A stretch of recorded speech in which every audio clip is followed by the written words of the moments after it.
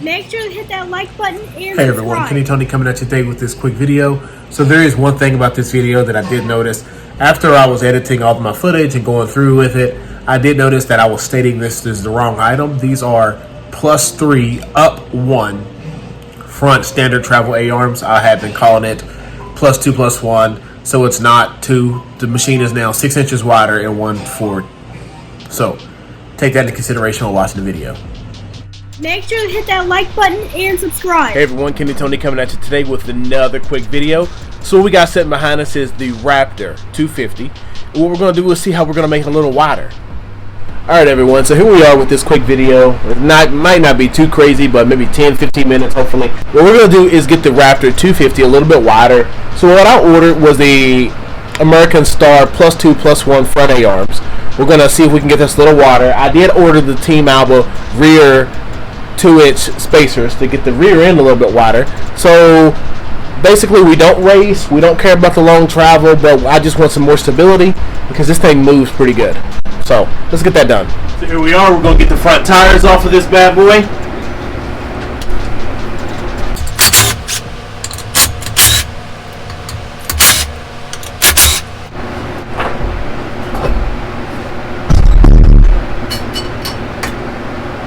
Wheel off, cover.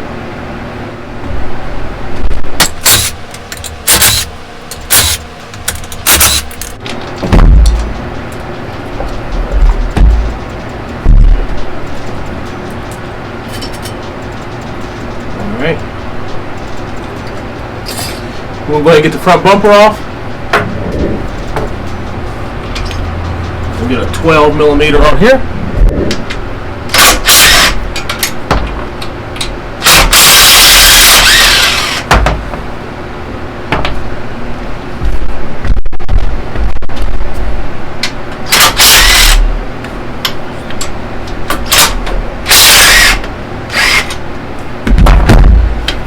While I have this off, I think I am going to powder coat this red, and I'm going to go ahead and do these that I did paint before. Eventually, I'm going to powder coat this whole thing. Alright, so we got both tires off.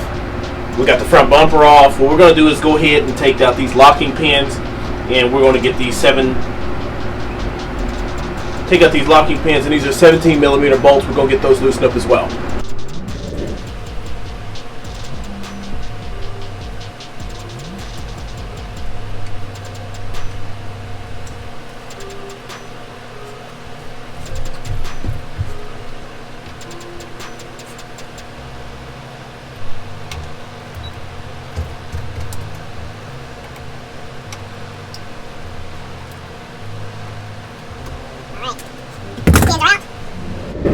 Alright, so what we're going to do instead, we went ahead and loosen up the tie rod ends, so those are loose. We're going to go ahead and just break all these bolts loose. I already have, but I'm going to back the nuts off the end.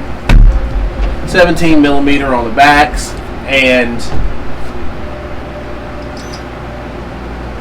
14 on the front.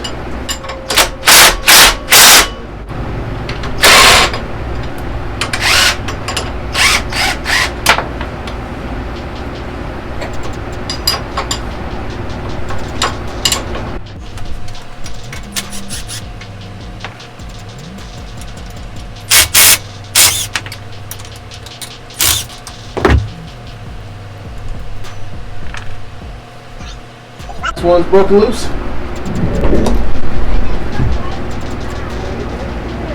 Alright, so taking the brake lines off.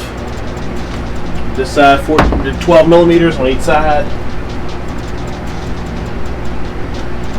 Let the brake fluid run out here on this towel.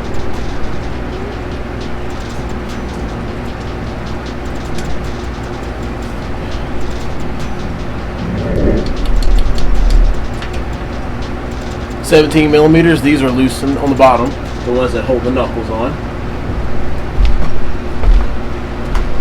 Didn't do anything crazy.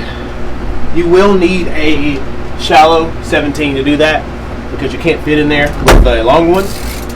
So, shallow 17 fits right in there.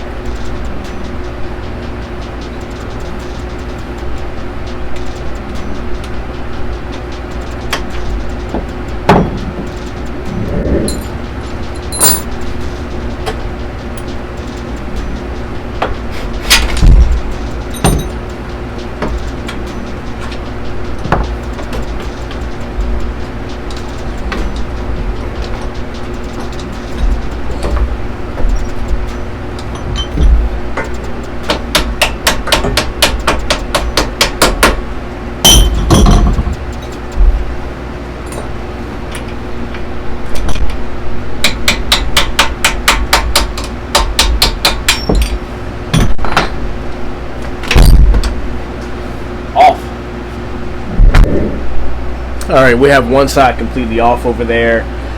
I did put the hub in the vise and then knock the other sides out. But here is the American Star Plus 2 side. So what we're going to do is put the little bushings in and then put the new bushing stock in there. Little plastic ones. So here we are. We have the new bushings and we have the plastic ends in.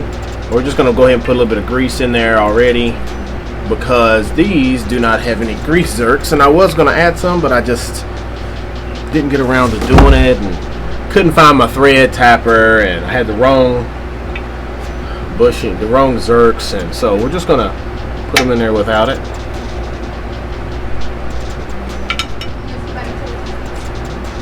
So we got the new bushings in. So just going to give it a slight tap to get through. Let's do it. Let's think smarter, not harder, right? Alright, so here is the front one install. So since the uppers have an open design, you can put those on after. So we went ahead and just put the bolts across through here, and then we went ahead and put these ones in here. Go ahead and slide across. As you can see, I said there's no zerks there, and right now that's it. We're going to go ahead and put the bushing in on the bottom and then start building this up. So the lower is in. I did use anti-seize on there because if you ever want to take these things apart, you all know how they seize up. So got the lower one on there right now, and like I say, they're a lot beefier than what just comes on these things stock, so hopefully that's a plus. Alright, so the lower one's in there. Basically two parts. Bottom screws off and goes up through the hole. The upper just going to sit down on there. Then we're going to put the nut on. So it has been a little pain in the butt. So this shape here with the little arch right here goes into the rear. We are, as you can probably see from the side, a little bit further up than the other one. So that is the plus one. Went ahead and put all these bolts through. This was a slight pain in the butt to get in because mine is pinched a little bit tighter, so I did persuade the mounts to just tweak out a little bit, but wasn't any kind of crazy problem. So once we get this all together, everything has anti-seize in it as well, these, so that I can adjust it later. And we're going to just get everything back on this side, get the brakes and everything on. The brakes cables are going to be longer. We're going to use a YFZ brake cables in the front, but we're going to figure all that out here in a bit. Overall, this project is moving along. However, this is not the funnest thing to do. So, yeah. Alright everyone, here we go. Sorry I stopped the video. I mean, these front A-arms, I mean, they kind of sucked putting them on. But overall, they're a lot beefier, a lot stronger, a lot more adjustability, and as you see, a lot wider. So we are 4 inches wider in the front, plus 1 in the front as well. The adjustability is insane. So I have them adjusted pretty good to where they're both pretty much true up and down. They're both pretty much straight ahead. I don't do any kind of crazy thing when it comes down to lining up my machines. I kind of just straighten the bars out and then eyeball it and see how it tracks when I drive it. But like I said, this is my son's, and we just wanted some width for some safety. These front A-arms are red. They're super red. I did get the hubs, as you see, done with a hub guard, and I did get the Team Alba front grill part red as well. Overall, it's coming along well. We do have the +2 rears coming in the mail. I got the shipping notification for those, but we'll put the video up once we get all that done. So one of the things I did like, about it was that bar that you see right there allowed me to hang the lower one up first and then just slide it on without trying to weave it through. And the brake lines, I do have to get the brake line clamps, but the brake lines that you see over here, YZF 450, they'll work with a Tuck Plus 2. These ones I had left over, so I didn't have to spend $80 or $70, anything like that, on brake lines. And I did find some off of eBay that I'm going to buy some used ones for, I think, $8 shipped, that I'm going to be putting on the Raptor 125 Pink Edition. Oh, it's so much wider. So what I did do was go ahead and decide that I was going to put just 2 zip ties on each side for right now. I'm debating if I'm going to go and get those clamps. I did take the front Team ones or Team ones off the front of the YFZ 478 hybrid and put those on. They don't quite fit around the and they barely fit the hose, and I'm just really not sure if it's even going to be a worthy thing to even be bothered with. So we're just going to leave this the way it is. That's it. Well, everyone, thank you for checking out this video. This concludes it. Basically, this kit came for about $370 or something. I bought 2 kits and it came out to $700 something. Shipped to me. Gives me 2 inches water per side, plus 1 forward. I did use the YFZ front brake lines. They came powder coated red, solid. They came with everything needed. The ball joints, the hems, it came with the new tie rods that were extended, and it came with the nuts for it. And these fit the factory 10 millimeters. So make sure to hit that like button and subscribe.